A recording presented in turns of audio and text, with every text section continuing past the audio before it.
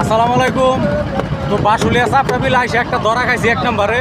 খালি আমি না, প্রত্যেকটা নৌকার যাত্রী 1 ঘন্টায় 1200 টাকা চাইছে, 1000 টাকা দেয় নৌকাটা রিজার্ভ করছে বোট।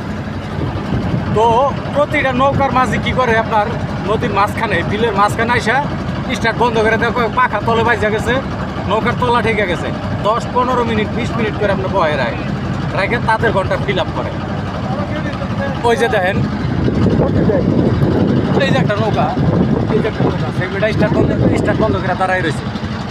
তো এই জায়গায় যারা আইবেন এরা একদম মেন রাস্তা দিকে যে নৌকাটা কন্ট্যাক্ট করবেন, মানে বইলে আইবেন। আমরা কিন্তু জানি না, আগে বইলে আসি নাই যে নৌকা মাঝখানে কোনো বন্ধ হবে না। বেশিরভাগ নৌকার লোকগুলাই এমন করতেছে, মানে নদীর মাঝখানে এসে বন্ধ করে যাত্রীদের বোঝায় যে পাখান সমস্যা, ইঞ্জিন সমস্যা, মানে এক একটা তাল বাহানা করে। তো যাই হোক, সবাই আগে মানে নৌকাওয়ালাকে মানে বইলে আসবেন যে নৌকা কোনো ব্রেক হবে না।